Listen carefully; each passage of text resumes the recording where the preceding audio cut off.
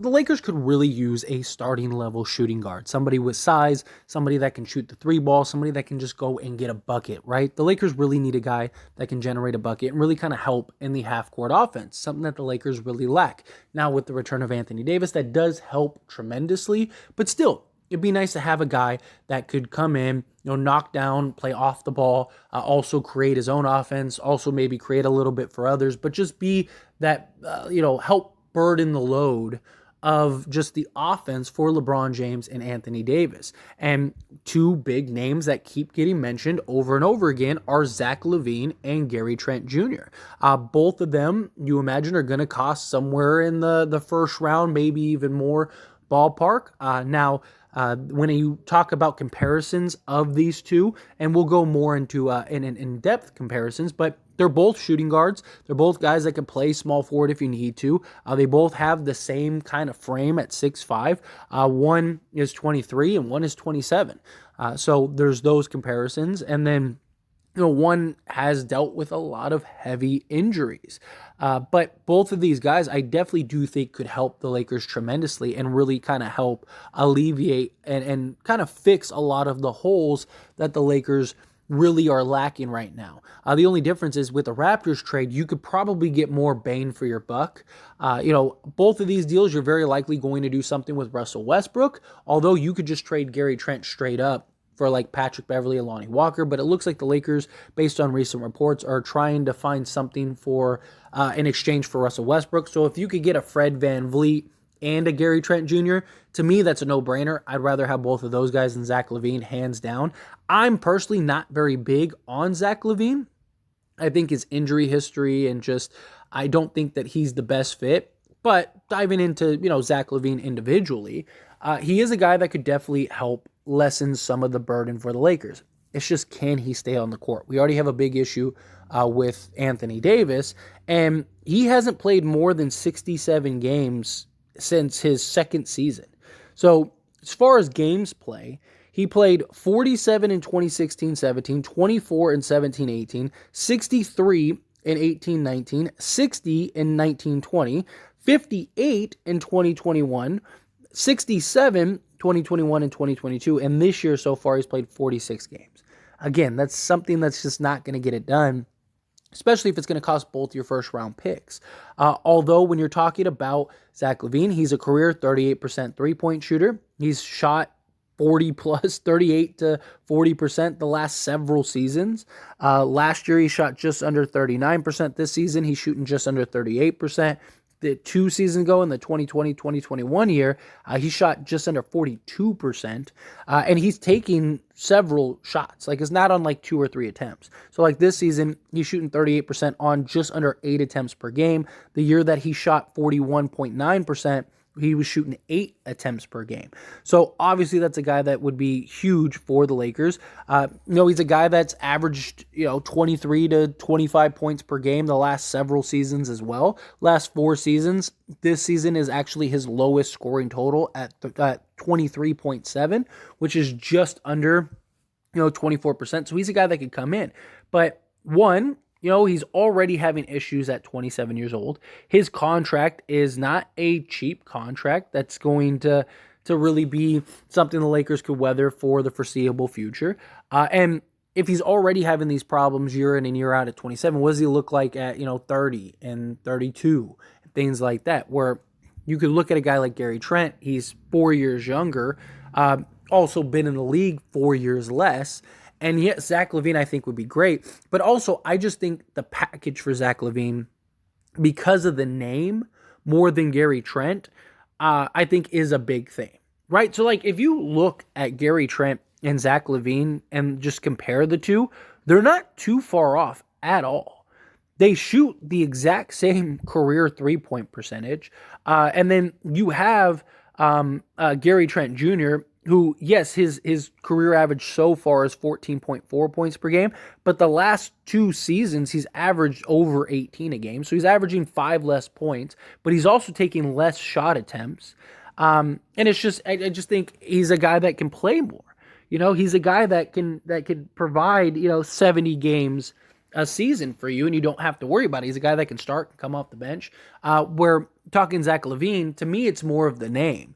And that could also be our benefit in trying to get a deal for, say, a Gary Trent, right? Because you have teams like the Knicks who really want a star, and they're willing to ramp up and put together an incredible package. I believe it was put as a Godfather package for Zach Lavine, and we already know that they're trying to load up for OG Anunoby, right? Like, let the Knicks kind of weather themselves into those type of deals. Let the Knicks take Zach Lavine and his contract and him playing 40 games a season. Let that be a thing. To me, if you're the Lakers, it's a no-brainer. You go get Gary Trent. You got same size, same skill set, can create, can do all the things that you would want from Zach Lavine. He's also the better defender.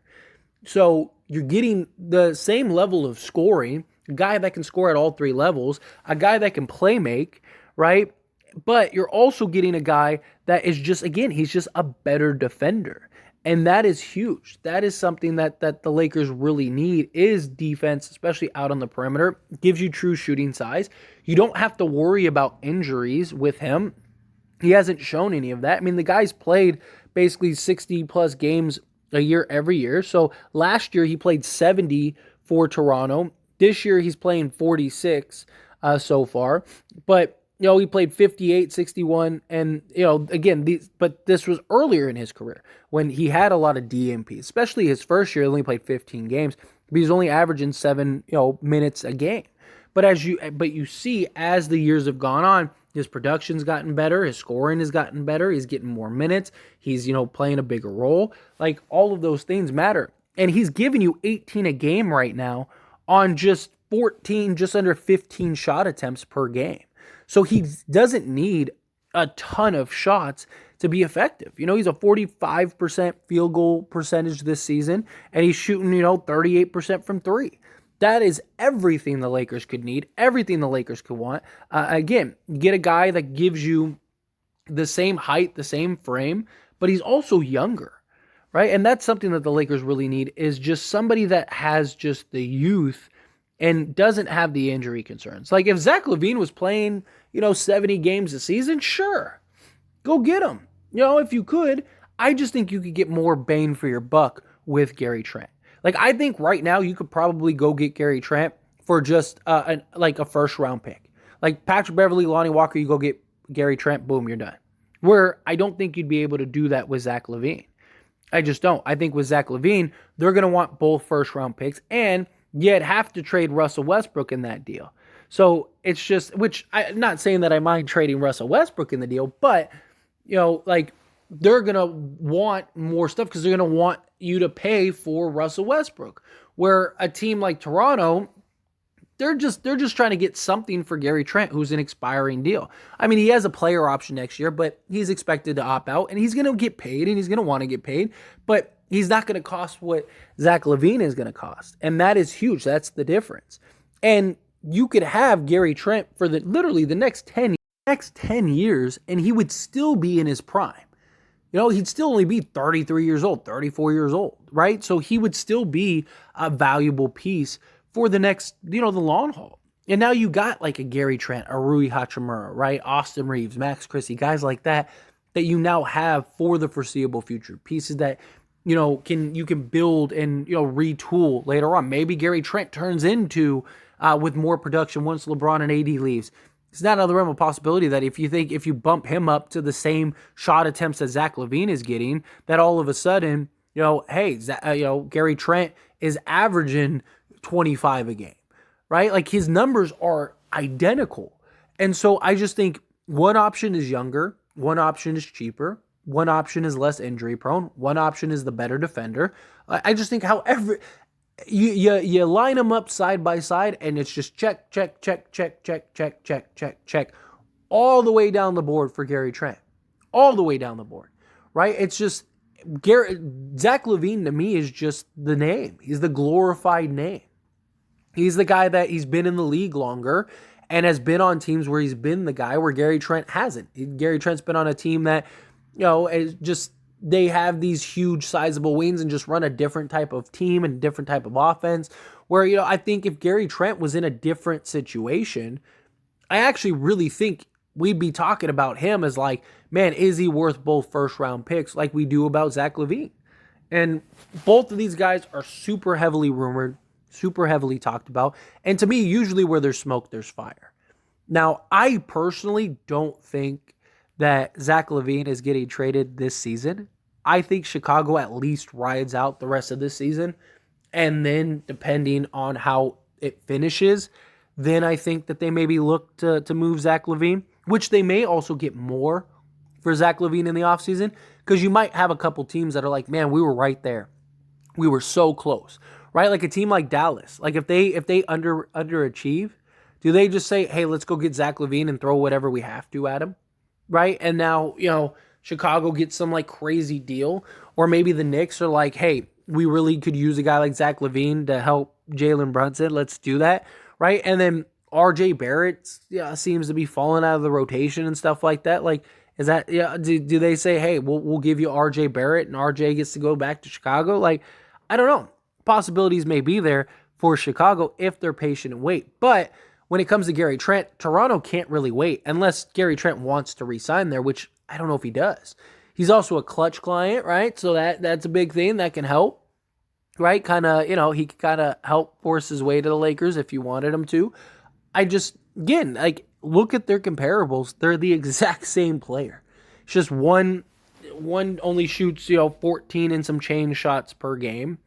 And the other is kind of like, the prized piece right now who's been in the league for a while. And look, Zach Lavine, don't get me wrong, Zach Lavine also has like the athleticism, right? Like that's a big thing too. Like Zach is just this like athletic freak of nature.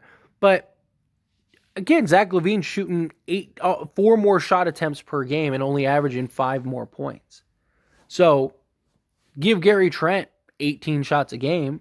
And I really think that you could be looking and going, okay, well, Gary Trent could probably get you the same thing.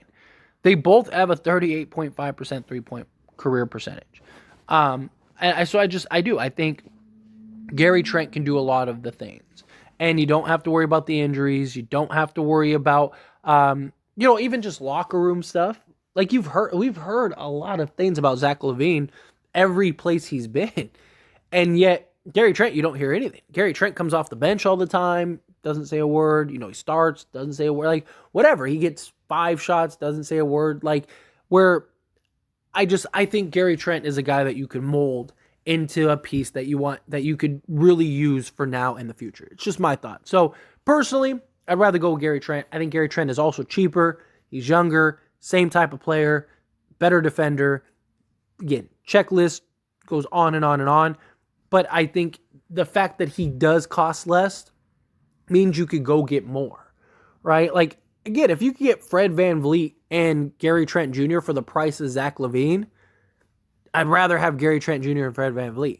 I would. I'd rather have both players who are both giving you, 20 a game, right, that can stay healthy and play. Although, you do have Gary VanVleet has had some injury history, but still, you're still getting 2 guys as opposed to 1 and really help. So anyway, again, however you feel, I'd love to hear your thoughts and opinions. This is just my thoughts and opinions, and I'd love to hear yours. What would you rather have? Would you rather have Gary Trent Jr.? Would you rather have Zach Lavine?